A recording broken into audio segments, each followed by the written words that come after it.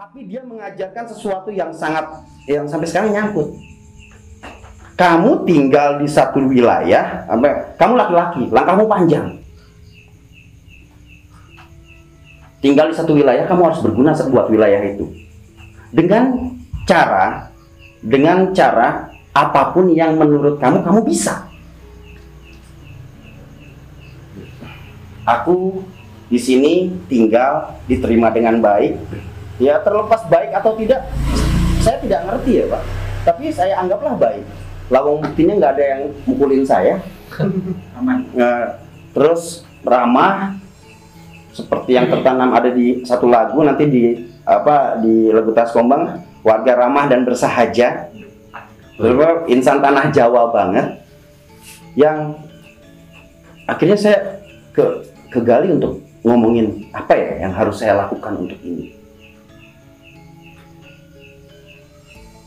Saya bisa apa ya? Nyawa saya nggak bisa. Nih, saya bisa nyawa. Saya mau jadi buruh tani. Sayangnya saya nggak bisa. Yang saya bisa oprek laptop, mainan gadget, sosial media, audiovisual. Itu yang saya bisa. Sama panggung yang membesarkan saya. Panggung teater lah yang membesarkan saya. Ada tadi obrolan yang sangat menarik sebetulnya. Ini pindah-pindah kenapa nih? Jangan-jangan punya masalah nih. Bisa dicek kok di Google, sekarang gampang ngecek orang. Track record saya ada kok. Track record saya ada, silakan teman-teman juga yang mau ngecek Google silakan. Ceknya Abimanyu Prasastia Perdana. Kalau ada satu saja berita buruk tentang saya di situ atau di Info Cegatan Jogja dan lain-lain ya. Itu iya. Ada satu saja berita buruk tentang itu, misalkan ya penggelapan atau apa kayak gitu ya. Melarikan uang atau apa ya, monggo silahkan dicek kayak gitu. Itu nggak paling gampang kok. Nah, kembali lagi kepada bapak saya mesenin seperti itu. Terus ibu saya ngomong, "Nak, kalau kamu besar nanti ya, jangan pernah kamu mengharapkan sesuatu dari apapun, karena hasil itu nanti ngikutin." Dua pedoman hidup ini yang saya pegang. Ketika masuk ke Taskombang, saya ngelihat Taskombang sepi, nyenyet. Yes, oke, nggak ada masalah. Orang-orangnya pun nggak ada masalah. Cuma pertanyaannya saya lempar sekarang. Pernah nggak mikirin desa? Nggak. Pernah nggak? Teman-teman muda pernah nggak mikirin desa? Piye caranya desa harus maju? Nggak. Tanpa anggaran. Enggak, apalagi tanpa anggaran, tanpa berpikir apapun. Enggak sampai segitu. Nah, tidak kepikiran. Nah, yang jawab Putra Taskombang loh. Iya. Nah, setelah itu lantas anggarannya dari mana? Orang dipancing tadi berapa ya buat film kayak gitu. Iya. Spirit desa Taskombang yang selalu dilupakan sama warga Taskombang adalah gotong royong. Nyatanya itu gampang banget. Ini saya belum ngomongin tokoh superhero yang luar nih. Ada lokal hero-nya. Spirit desa Taskombang artinya begini. Waktu saya ada di tempat-tempat manapun, bukan nggak didukung, mungkin didukung. Cuma saya aja nggak peka. Ketika ide saya dipakai, mungkin mereka lupa bahwa itu ide saya. Iya. Dicuri. Tapi oke, nggak ada masalah. Lawang namanya ide, nggak ada bentuknya. Iya kan? Kalau motor dicolong ada bentuknya, ketahuan. Iya. Tapi kalau ide dicolong nggak ketahuan. Penuh memorinya. Oh, belum dihapus berarti. But it's okay. Tapi di Taskombang ada satu sosok yang sampai sekarang, mohon maaf, tadi saya nggak nyangka akan ada pertanyaan seperti ini. Kalau udah kayak begini, mohon maaf, saya jadi melankolis. Sekarang itu terakhir. Ada satu tokoh, namanya Pak Ari Sumarno. Waktu pertama kali saya pengen menghadap beliau, bukan saya menghadap beliau.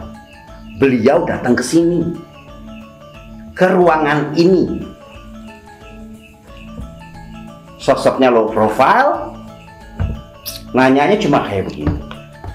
Kira-kira butuh budget berapa, Mas? Saya jawabnya nggak usah pakai budget dulu Pak, orang acaranya juga belum jalan. Ngomongnya Pak Arsyad udah mendengar ini. Iya, nah, jujurnya ini saya melankolis, terenyuh saya. Ada satu kalimatnya beliau yang nggak pernah bisa saya lupakan. Apa Apa itu bang? Nek, di desa jangan pernah takut kelaparan. Oh iya. Iya. Di desa itu pasti makan. Beda dari di kota ya itu. Ya nggak ngerti, di kota mungkin ada orang kaya Paris, tapi saya nggak nemuin. Tadi itu kalimat ketiga yang membuat abang makin yakin ini. Kehadiran beliau datang ke sini pun sebetulnya udah bikin biasanya saya harus ngadep kasih proposal gitu, Janjian terus dulu. janjian bikin acara gitu, ketemuan, terus harus presentasi kayak begini, tujuannya kayak begini. Beliau enggak, beliau adalah sosok yang percaya. Positive thinking. Mungkin saya nggak ngerti, tapi di situ saya ngerasa ini unsur apa ya, kayak misalkan di teater tuh ada wiroswanya, Rasa. ada unsur rasanya. Udah di melu tenan. Tadi melu banget. Melu. Udah menang kok ini. Dan jantung tenan ya. Bajingan. Aku nggak boleh, sebetulnya udah pernah ditegur. Mas, nih kalau di itu jangan kebanyakan misuhnya. Dan ini aku lagi berusaha tidak. Ya, begitu ngomongin beliau terus pada diem. Iya, emang Nyampe. terserah. Ya, beliau adalah tokoh politik ya. Bagaimanapun kepala desa adalah tokoh politik. Ya, ada yang pro, ada yang kontra. Pasti. Yang pro bagus, yang kontra pergi aja ke neraka. Mohon maaf, saya betul-betul membela beliau secara pribadi. Karena apa? Ada orang baru kenal, dia nggak tahu ini niat saya bisa aja punya niat jahat, bener Pak. Jojo menggolek anggaran. Boleh anggaran, saya bingung. Kalau nggak boleh anggaran, tadi dijelasin kok anggaran kebudayaan nggak ada acara dulu baru ada anggarannya, dipertanggungjawabkan dulu kan gitu kan? Apakah benar-benar tidak ada anggarannya? Tidak. Pak Aris berusaha, tidak hanya berhenti di situ, ketika mendukung ada channel. Saya jelaskan bahwa channel ini keuntungan buat warga, keuntungan buat desa Taskombang upload. Pertanyaannya adalah, ada nggak teman-teman di Taskombang yang kepikiran bahwa desanya upload sehingga nanti di 20 tahun ke depan ya, ketika ditanya kita dengan bangga, dari mana Mas asalnya? Taskombang. Ada nggak yang mau bangga dengan itu? Nggak ada, mungkin nggak ada. Ya. Semuanya ngaku orang Jogja loh. Yoi, padahal ini Klaten. Oi, nggak semua ya. Apa ya, anak-anak muda sekarang juga gitu sih. Iya. Karena apa ya, nek misalnya orang-orang luar gitu loh, dibilang Klaten itu nggak tahu. Apalagi Taskombang gitu Iya. kan. Nah, tujuan saya punya anak nih 2. Dia jangan sampai kayak saya, nggak punya kampung halaman. Kalau saya ceritain masa lalu saya, nanti malah episodenya malah berhari-hari. Iya nggak? Ini saya pengen anak saya ketika nanti dia besar, terus dia pergi kemanapun, ketika ditanya, Bara asli mana sih? Taskombang. Ibas asli mana sih? Taskombang. Dan orang-orang ketika ditanya, dia dikatakan kata Taskombang, sudah, oh Taskombang, kayak gitu, bukan Taskombang lagi. Taskombang gimana? Dan baru bagi saya pada saat itu yang bisa menangkap ide itu hanya Pak Aris Sumarno. Makanya saya agak melankolis ketika sama beliau, baru kenal. Ya benar, makanya saya senang ditanyain. Iya kan? Baru kenal itu budget berapa sih? Hanya memperjelas. Yuk, bagi saya sendiri, saya pribadi, ketika ada sesuatu yang itu istilah mengganjal dalam penglihatan dan pemikiran saya cari. Betul. Saya cari. Saya harus tahu ini sopo, iki arep ngopo, iki opo. Betul. Itu saya. Cuman kan kebanyakan masyarakat Jawa apalagi desa yang notabene walaupun secara umum teknologi itu sudah masuk desa, tapi kan tidak semua warga desa itu tahu, mengenal dan bisa tentang teknologi. Iya. Makanya karena mungkin delala saya diparingi umur rada enom, aku nek ngaku enom ndak dadi Pak itu loh. Mendingan rada enom gitu. Rada enom ya sithik-sithik ra ketang iki iso nguripke.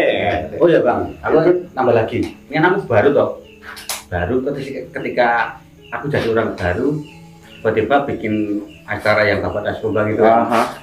Nah, aku kan belum tahu nih sepenuhnya tentang Bapak Das Kumbang itu.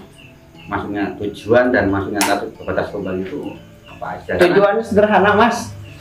Biar desa Tas Kumbang ini punya identitas. Cuma itu ya. Iya, sesederhana itu. Desa Tas Kumbang punya identitas dan identitas itu lahir dari putra daerah Tas Kumbang sendiri.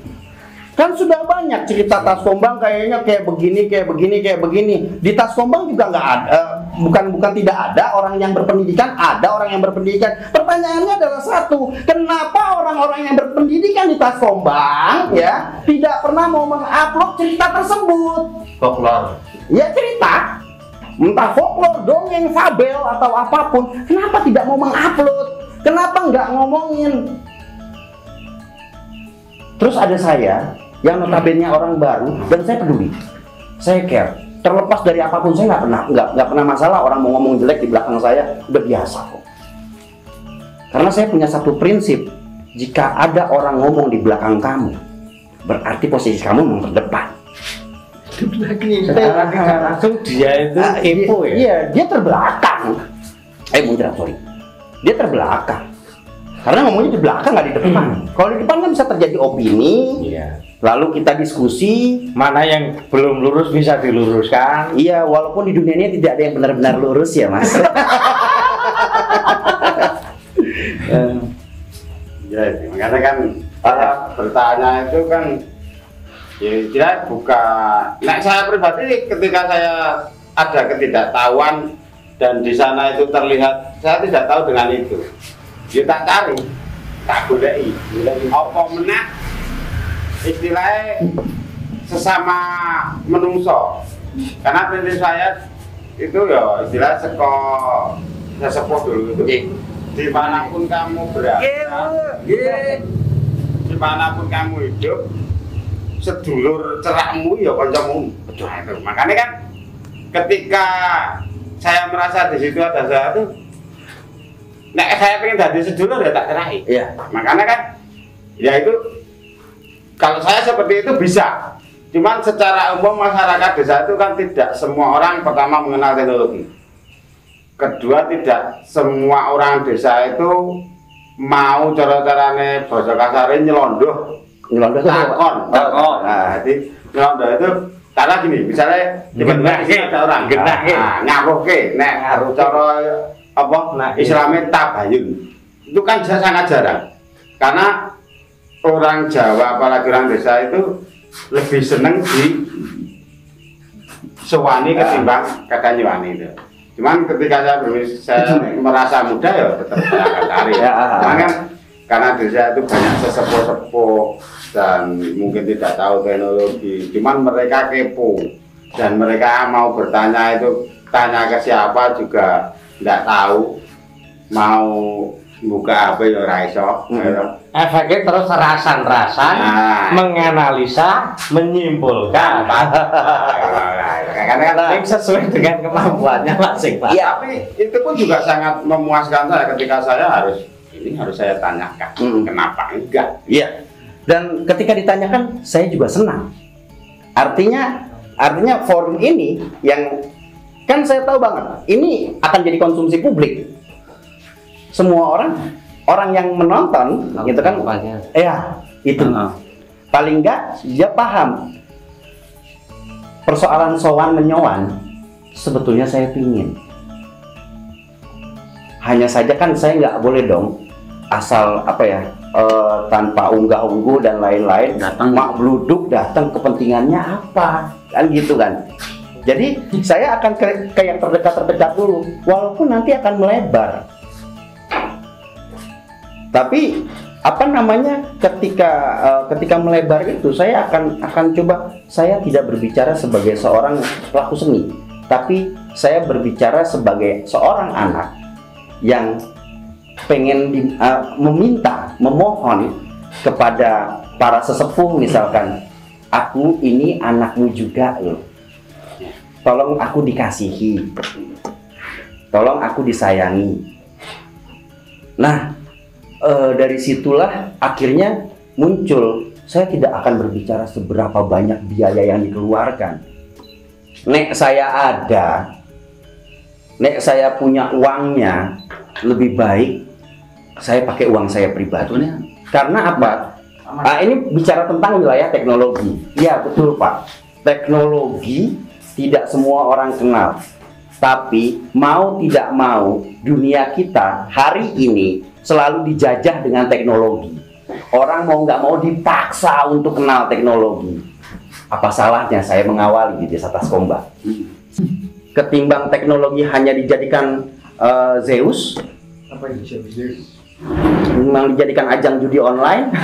Kayak Zeus. Tak kayak adil. Capek. Iya. Mau mlebu. Aku lagi paham. Zeus. Ketimbang itu ada hal yang lebih positif loh. Kita kan nggak boleh alergi sama teknologi, karena mau nggak mau kita akan berdampingan, hidup kita berdampingan. Salah satu contohnya Mas Supri. Mas Supri sudah merasakan efek dari manfaatnya teknologi, gitu kan Mas ya? Iya. Ya ketika Mas Supri itu juga ketika Mas Supri cerita sama saya. Iya, bikin konten. Yang bikin konten lalu menghasilkan dari konten tersebut, dan Warna Desa profit orientednya akan ke sana. Sudah bisa beli NMAX dong udah. Itu berapa? Penghasilan berapa? Saya bisa penghasilan berapa? Saya itu. Sudah 1 tahun loh. Saya sudah. Saya juga. Ayo dicek. Dicek penghasilannya berapa? Banyak yang tanya soalnya. Yakin? Yakin. Mau dicek? Biar pada tahu Bang. Nangis kalian. Nangis gimana? Nontonnya piro? Udah monetis loh. Sudah monetis. Iya kan orang-orang 4 bulan Warna Desa itu yang luar biasa. 4 bulan Warna Desa mencapai 1000 subscriber, Ya. 4000 jam tayang, dan itu adalah hal yang sulit. Tapi buat Warna Desa itu jadi mudah. Kan orang-orang kan taunya kalau udah monetis kan hasilnya banyak. banyak. Gitu. Langsung miliaran loh. Langsung Masuk beli menghasilkan juga. Betul. Wih, tuku mobil. Ini juga menghasilkan. rumah. makasih banget ditanyain. Iya dong. Iya dong. Ya ditanya. Monggo lihat pendapatannya. Ini pendapatan per bulan. Apa mau saya bacakan atau dikasih? Iya, Kasih lihat. Ini jelas ya. Wah, blank Mac. Blank Mac ini Nanti screenshot. Screenshot.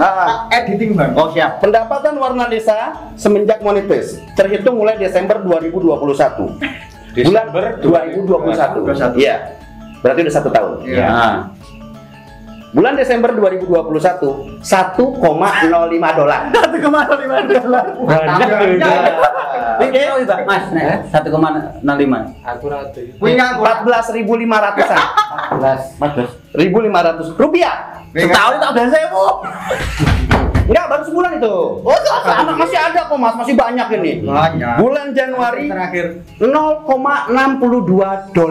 $0,6 $8.000. Ya makanya kan bayarannya dolar. Yo, bulan. Ya. Warna Desa. Bulan Februari 0, bulan Februari $0,46. Bulan Maret $0,26. Bulan April lumayan besar ini. Berapa itu? $1,13. Tak kira miliar. 0,26 itu biar. Dan bulan Mei hari ini masih sedang berlangsung karena perhitungan YouTube itu 2/28 hari. $0,47. Berarti digabungkan penghasilan Warna Desa bulan 1, 2, 3, 4, 5, 6 bulan terakhir adalah sekitar $4. Avanza.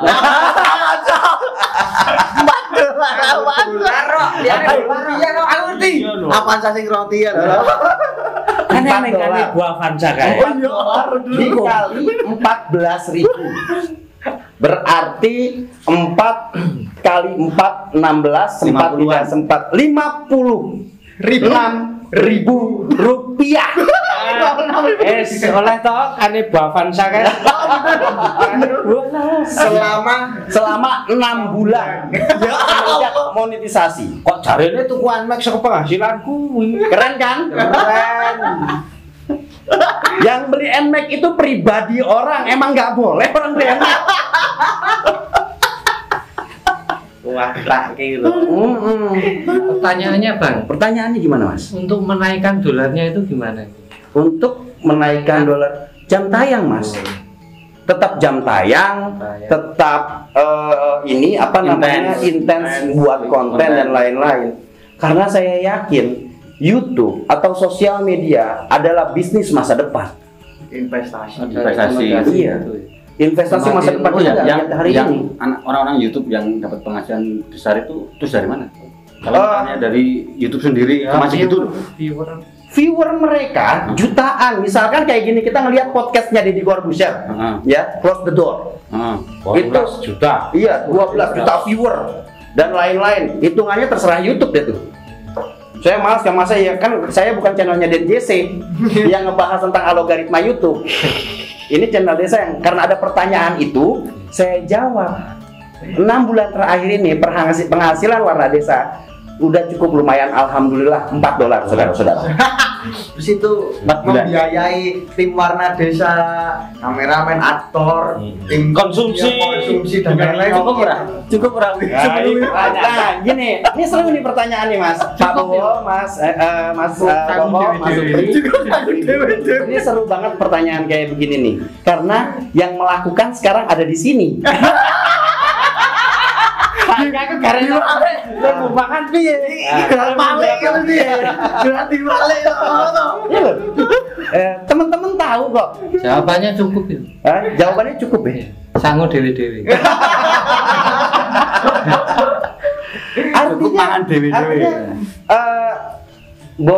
Gusmek, Mas, dirimu kan juga ikut toh di Warna Desa tuh. Di Warna Desa terus ikut begadang, ikut ngedit. Sekarang apalagi kamu kameramen, ya editor juga, yo main. Bayarannya double loh, kuwi. Kudunya. Ono $4 didol. Petandelan itu. Lah iya lho. Mas nek sore duite ra mulai kira ayo dicairke. Lu bisa dicairkan. Dan YouTube baru bisa dicairkan kalau sudah $100 minimal. Itu lagi Pak. Itu udah berita umum di YouTube, Mas. Baru $100 baru bisa dicairkan. Waduh, Minimal. lagi utang dolar. Mas, Apa lah cair? piye inimu? Penghasilanmu. Penghasilan. Kan baru kan? Ini baru juga. Mbok ngerasa dibohongi sama saya. Oh, cocok duitnya dipek ae sutradarane dhewe kae. Yang megang akun itu nggak cuma saya. Saya juga. Ini juga pegang. Jadi ketahuan apa analitiknya, dan ini yang ngelola langsung YouTube. Jadi saya nggak bisa ngakalin. Jangan-jangan orang dalam YouTube. Bisa juga ketemu juga orang dalam YouTube, lumayan juga. Cuma kalau misalkan ketemu orang dalam YouTube, pertanyaannya adalah ngapain Warna Desa ya? Sama. Ada nggak tujuan saya ke profit oriented? Ada ke wilayah saya punya penghasilan dan lain-lain? Ada. Dan saya yakin betul. Saya kalau ngejalanin sesuatu, yang pertama saya lakukan adalah keyakinan. Yakin. Saya yakin. Wah, tapi harus realistis. Realistis kan beda-beda. Realistis menurut dirinya kali, bukan diriku. Dan kebutuhan itu juga beda-beda. Nah, kebutuhan sebenarnya sama, Mas. Keinginan. Kebutuhan itu, kebutuhan manusia tentunya murah, Mas. Yang mahal tuh buat gaya. Oh ya, gini Iya. Bang. Pertanyaan buat Abang juga sama teman-teman juga. Dan sebenarnya pertanyaan buat diri saya sendiri sih. Iya. Nanti dijawab sendiri ya, Mas. Ini kan tidak menghasilkan sama sekali. Saya ya menghasilkan, cuman nggak seberapa. Belum seberapa. Dan teman-teman kok tetap mau gitu loh, mau bikin konten dan lain-lain. Loh, tanya sama temen. Nah, ya makanya saya tanya ini, dan itu juga Kalau Mas Koko sama Pak Bowo tidak ya? Iya. Beliau tidak ikut bikin konten. Enggak. Mas Supri, Mas Supri, Mas Gusmek, Iwan, terus Sampean. aku yang terlibat Iya. sebagai pelaku utama, ya. Terus dirimu, monggo silahkan dijawab. Monggo. Saya atau Gusmek dulu. Terserah. Dari sini aja. Dari situ aja. Kalau saya jawabannya banyak pelajaran yang dipetik dari proses apa itu pembuatan Produksi. Yang paling penting itu kan lagu loh. Oke. Monggo. Kalau saya karena nganggur. Langsung. Jadi teman-teman kalau yang nganggur boleh kamu. Berarti keseleleran. Keleleran. Mas Agus. Aku. Nah, posisinya podo. Nganggur ya ora bayaran. Obah nang kene ya ora bayaran. Ning obah. Nek obat toh. Ben ketok ono gawean toh. Ada banyak pelajaran yang dipetik. Mergo nganggur. Monggo Mas. Nah, aku mergo seneng, Mas. Mergo seneng. Karena kan seneng di bagian kesenian, kesenian apapun itu. Nah, aku nek ketika udah seneng, ya wis ngasih All out. Bahkan nek misalnya aku pas gambar pun ngasih dikon gambar, dikon madang itu loh, ngasih tali. Nah, ya kayak gitu. Jadi ketika aku sudah seneng, hampir lupa semuanya gitu. Tuh, dan selain itu juga sama Mas Supri. Aku kan belum pernah berkecimpung di apa ya, di kayak syuting, terus acting dan lain sebagainya. Nah, aku juga belajar di situ. Oke. Suatu saat bisa digunakan. Suatu saat bisa berguna kayak gitu. Wan. Gimana, Wan? Pernah mendapatkan peristiwa tragis ketika dapat bayaran. Makanya saya senang tidak dibayar. Aman Mas dibayar nek setengah juta patah kaki ya. Oh, dibayar patah kaki. Iwan itu punya peristiwa lucu. Jadi pentas itu nggak pernah dibayar. Tiba-tiba satu saat dibayar per orang 1,5 juta. Gede. Pulangnya patah kaki, nabrak yang pembatas jalan. Bayar operasi 10 kali lipat. 10 kali lipat. Dan bayarnya akhirnya 13 juta. Waduh tuh. Dok, kamu dok. Kalau saya pribadi sih belajar ya. Belajar. Feel intense. Saya Bang. Apa? Dan dulu jawaban semuanya rata-rata naif banget ya. Naif. Hele, gitu. Hele. Nah, aku tunggu. Iya, tapi orang banyak yang bilang itu naif loh, Mas. Iya. Naif. Walah. Opo klise. Klasik. Oh, udah zaman digital kok masih pakai klise. Enggak apa-apa. Akhirnya sudah percaya, Bos. Iya. Enggak apa-apa. Ya, Kan percaya atau tidak percaya itu hak. Sama mereka. Salah mereka. Terserah. Monggo pun serahkan. Saya ketika membangun channel Warna Desa di Desa Taskombang, ya, ada satu yang apa namanya yang nyangkut. Karena ketika saya langsung jatuh cinta sama Pak Aris Sumarno, saya nggak melihat dia sebagai kepala desa ya. Benar-benar, Man. Harus diluruskan. Nama Jatuh cinta sama Pak cintanya. Aris Sumarno. Lah orang yang pertama kali saya temui pemangku kebijakan tiba-tiba mendukung. Takutnya ini sama jenis ini. Oh enggak. Nggak masuk akal. Dia kan jatuh cinta. Iya. Iya benar. Iya, tiba-tiba ada orang yang begitu perhatian terhadap saya. Ini pribadi ya, kalau misalkan pribadi, perhatian, mendukung dan lain-lain. Udah Mas. Dan ada satu hal yang dia bilang, saya itu paling nggak bisa ngelihat kalau ada kegiatan di tengah-tengah tuh berhenti. Artinya dia total. Lalu waktu pas beliau ngomong untuk desa sebetulnya gampang banget. Mau berangkat pagi jam 8 udah. Lurah mana yang buka pintu balde sendiri, ya, buka pintu balde sendiri, rapi ruangannya sendiri dan lain-lain, tidak tergantung orang lain. Saya rasa baru beliau. Ya, Pak. Jam lu buka lawang. Buka. Kadang nyapu sendiri. Karena tukang kebunnya Ya kan Pak Tukiman punya apa namanya? Punya kesibukan sendiri. Dia nggak pengen mengganggu beliau nggak pengen mengganggu apa namanya kesibukannya itu. sama perangkat yang lain, beliau malah lebih duluan. Iya. Kenyataannya kan itu. Teman-teman tahu lah. Nah, itu yang membuat saya kuat di Warna Desa. pemimpin yang berbeda. Itu yang membuat saya kuat. Artinya saya dengan Ari Sumarno, bukan saya dengan kepala desa Taskombang, bukan. Pribadinya beliau. Iya, pribadinya beliau yang akhirnya membuat saya, aku kudu total. Aku sih perhatian no. Orang udah dikasih perhatian kok. Imbal baliknya gitu. Iya, dia mikirin aku, masa aku nggak mikirin dia? Saya Enggak, kan kamu nganggur. Nganggurin yang diterapkan ya menghasilkan. Iya itu maksudnya. Hasilnya kesel. Hasilnya kesel. Kesel lelaran. Tapi saya Bentuk pekerjaan suka. juga.